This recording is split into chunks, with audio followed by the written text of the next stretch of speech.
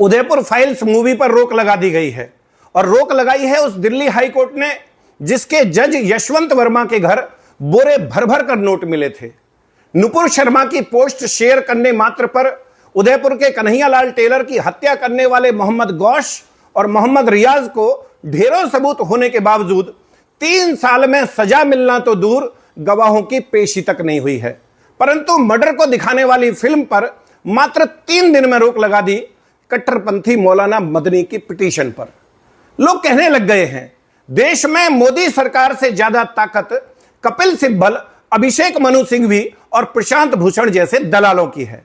सरकार बटला हाउस, ओखला और हल्द्वानी जैसे अनेक क्षेत्रों में बांग्लादेशी और रोहिंग्या घुसपैठियों के अवैध कब्जों पर बुलडोजर चलाती है, सुप्रीम कोर्ट रोक लगा देता है। सरकार वक्फ संशोधन विधेयक पारित करती है, सुप्रीम कोर्ट इन दलालों के कहने पर कानून पर रोक लगा देता है। सरकार कांवड़ यात्रा के मार्ग में दुकानों पर पट्टिका लगाने को कहती है, सुप्रीम कोर्ट रोक लगा देता है। सरकार अपराधियों और कट्टरपंथियों के खिलाफ बुलडोजर एक्शन शुरू करती है, सुप्रीम कोर्ट रोक लगा देता है।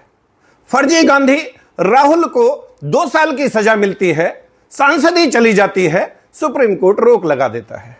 गुजरात दंगों के नाम पर दुनिया भर से करोड़ों रुपए का गबन करके उस रकम को डकार जाने वाली तीस्ता सीतलवाड़ की गिरफ्तारी तय होती है। सुप्रीम कोर्ट सिब्बल के कहने पर आधी रात को रोक लगा देता है। अपने कोर्ट ऑफिस में साथी महिला को जंगा पर बैठाकर ऑन कैमरा घृणित कर्म करते हुए उसे जज बनाने का लालच देने वाले सिंघवी जैसे गलीच का लाइसेंस कैंसिल करने की बजाय सुप्रीम कोर्ट उसकी गंदी वीडियो सोशल साइट से हटाने का आदेश देता है। मतलब चल क्या रहा है भाई इस देश में? सरकार का कोई रसूख मानता है कोर्ट या नहीं? आम इंसान की तो छोड़ो, एक वकील कोर्ट ऑफिसर होता है, कोर्ट साहब से कम पढ़ा लिखा नहीं होता। उनकी कोई वैल्यू है या नहीं साहब की नजर में? हिंदू की तो खैर कोई औकात है ही नहीं इनकी नजर में।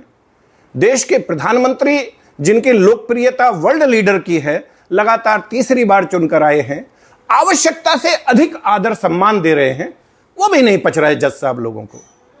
देश में हिंदू बहन बेटियों के साथ लव जिहाद पर आप आंख मूंद लेते हो, मौन हो जाते हो आप जबरन धर्म परिवर्तन पर, तुष्टीकरण पर और जनसंख्या असंतुलन पर।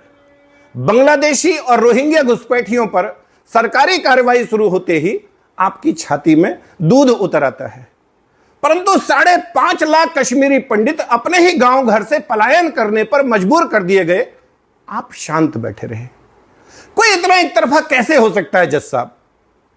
कैसे?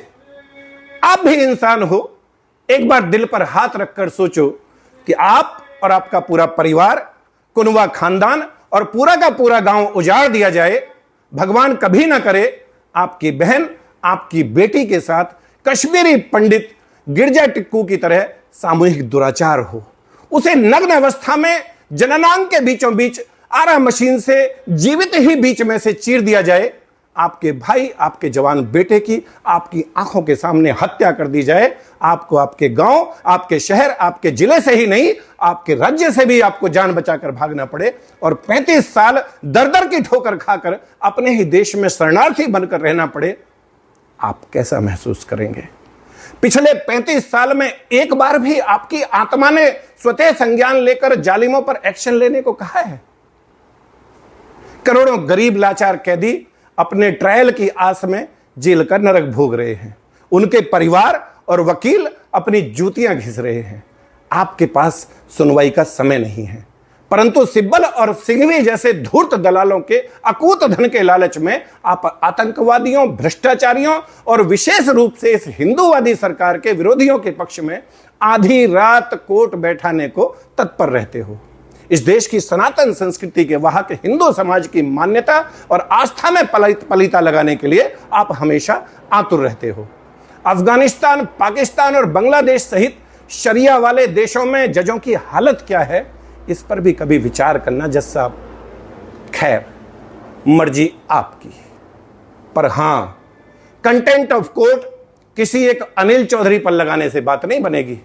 देश के बच्चे बच्चे की जुबान पर यह बात है, और अगर यकीन ना आए तो अपने किसी सगे वाले के बच्चों से पूछ लेना, वो बताएगा भारत की न्याय व्यवस्था कितनी सड़ चुकी है। वो बताएगा कि सब लोगों का मानना है कि भारत में अगर कोई विभाग सर्वाधिक भ्रष्ट है तो वो जुडिशरी है, और ये आपकी अवमानना नहीं, आपकी शाख बचाने की कोशिश है। अभी भी मौका है, बचा लीजिए अपना रसूख जज साहब, कॉलेजियम सिस्टम को कूड़ेदान में फेंक दीजिए। न्यायिक व्यवस्था में आमूलचूल परिवर्तन की आवश्यकता है। आप समझिए इस बात को, और फिर भी अगर लगे कि गंदगी को दूर करने की बजाय मुझ पर एक्शन लेना ज्यादा जरूरी है तो ठीक है, आखिर someone has to bell the cat. किसान का बेटा हूं, फौजी रहा हूं, शेष बचा भारत गजवाए हिंद की जद में ना आने पाए, जातिवाद से ऊपर उठकर तमाम हिंदू, सिख, जैन, बौद्ध एकजुट रहें। रोजाना 18 घंटे इस विषय पर काम करता हूं। कष्टों में रहने की आदत है, मर्जी आपकी। My number is 9310073539। Vande Mataram. Bharat माता की